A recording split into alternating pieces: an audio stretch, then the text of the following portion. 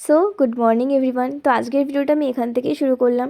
সকাল সকাল ঘুম থেকে উঠে চলে গেছিলাম আমি আমার কলেজ যাওয়ার উদ্দেশ্যে, এবং ট্রেনে করে চলে গেলাম টালিগঞ্জ স্টেশনে। টালিগঞ্জ স্টেশনে নেমে চলে গেলাম আনোয়ারশাল মোড়ে, কারণ এখানে আমার বান্ধবী ললিতা আসবে বস। এখান থেকে আমি আরও হাঁটতে হাঁটতে কলেজে যাব। ম্যাডাম চলেও এসছে, এই যে দেখে নাও। এবং ম্যাডাম আমারই ভিডিও দেখছিল হোয়াটসঅ্যাপে। এই যে আমাদের ম্যাডাম, আমার বান্ধবী ললিতা, মিস সুন্দরী। তারপর আমরা গল্প করতে করতে চলে গেলাম কলেজে, এবং কলেজে পৌঁছেও গেলাম। আর সত্যি কথা বলতে আজকে আমাদের কলেজে যাওয়ার একটুও ইচ্ছে ছিল না, কারণ আজকে আমাদের এক্সাম ছিল বস। তো স্যার বলল যে অন্য রুমে ক্লাস নেবেন, তো আমরা সেখানেই চলে যাচ্ছিলাম। আর তারপর আমি আর কোনো ক্লিপ নিতে পারিনি, কারণ আমাদের এক্সাম ছিল বস। তো যাই হোক, কলেজ থেকে বেরিয়ে চলে গেলাম টালিগঞ্জ স্টেশনে, কারণ এখান থেকে আমাকে আবার বাড়ি যেতে হবে।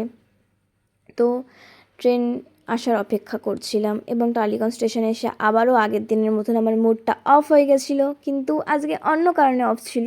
যাই হোক, ট্রেনটা চলেও আসলো, এবং ট্রেনে সত্যি কথা বলতে অনেক ভিড় ছিল। আমি যে দাঁড়ানোর জায়গা পেয়েছি এটাই অনেক।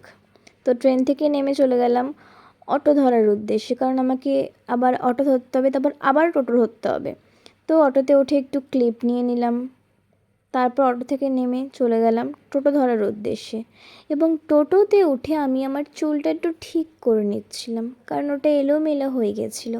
আর ওই যে তোমাদের বলেছিলাম না আমাদের এখানে সেবাশ্রয় হচ্ছে, তার জন্য দেখো কত কিছু আয়োজন করা হয়েছে। আর এই যে আমাদের সেবাশ্রয় এখনও তৈরি হয়নি পুরোপুরি। তো তারপর টোটো থেকে নেমে চলে যাচ্ছি আমার বাড়িতে। আমার বাড়ি এখান থেকে আর 1 মিনিটও লাগবে না, এই যে চলেই এসেছি। তারপর বাড়িতে এসে ফ্রেশ হয়ে খেয়ে নিলাম পরোটা আর আলু ফুলকপি বিমস দিয়ে তরকারি। তো আজকের ভিডিওটা আমি এখানেই শেষ করলাম। ভিডিওটা ভালো লাগলে অবশ্যই লাইক, কমেন্ট, শেয়ার এবং সাবস্ক্রাইব করে দিও। টাটা।